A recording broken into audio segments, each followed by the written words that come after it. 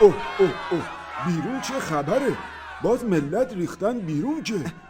آره دیگه حاجی، ما هم واسه خاطر همین گفتیم تشریف بیارین اینجا. خب چشونه این ملت؟ یارانه ندادیم که دادیم، انتخابات نداشتیم که داشتیم، چرخش قهرمانانه نکردیم که کردیم، باج ندادیم که دادیم، بسته شارژ ویژه ایرانسل ندادیم که دادیم. دیگه چی میخوان اینا؟ چرا باز شورش کردن آخه؟ آج آقا چراییشو ول کن، الان وقت این حرفا نیست، اوضاع بیخ پیدا کرده.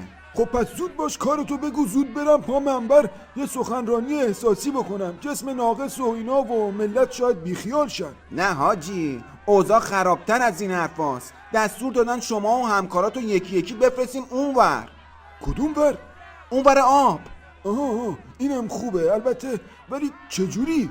والا حاجی اینجا ستاد تغییر چهره است، یعنی عوضت میکنیم یکی دیگه میشی میری اونور آب. برو آقا برو، ما انقلاب نکردیم که شما بخواین چهره روحانیت رو تغییر بدیم. آره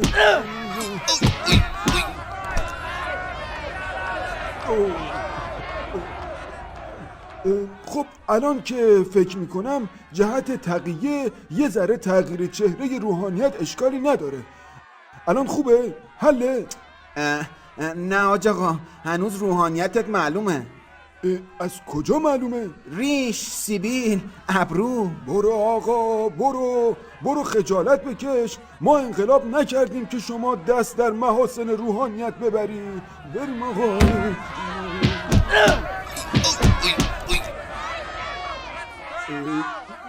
البته الان که بهتر فکر میکنم این محاسن در راه حفظ آرمانهای امام عزیزمون هیچی نیست. آقا بده من اون ژیلتو، بده من. حل دیگه، حالا اون بلیت طیاره رو بدین که باید زودتر رفع زحمت کنیم. والا چی بگم حاج آقا، هنوز قابل شناسایی هستی، این شکلی بری بیرون یه تیکه از بینی مبارکتون هم به فرودگاه نمیرسه. خب پس چی؟ والا روم به دیوار، گلاب به روتون، این مدل لباس تابلوه، یه چند دست لباس مارک جوون پسند اون پشت داریم، برادرها راهنماییتون میکنن. استغفر الله. برو آقا دیگه شورشو در آوردین، ما 8 سال نجنگیدیم که شما الان شلوارک و تاپ تن روحانیت بکنید. چه خبره؟ البته بد نیست روحانیت گاهی محض تنوع هم که شده شبیه جوونا ملبس بشه. گفتین اتاق لباس کجاست؟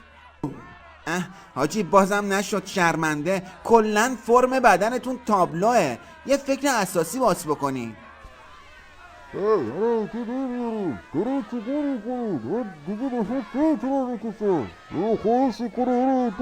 آها این شد، این دیگه قابل شناسایی نیست. برادرها بیان این گونی سیب زمینی رو ببرین بندازین پشت کامیونی که امشب قراره بره عراق، یه محموله صادراتی داریم.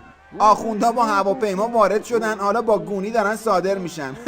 این هم از آخر عاقبت ما.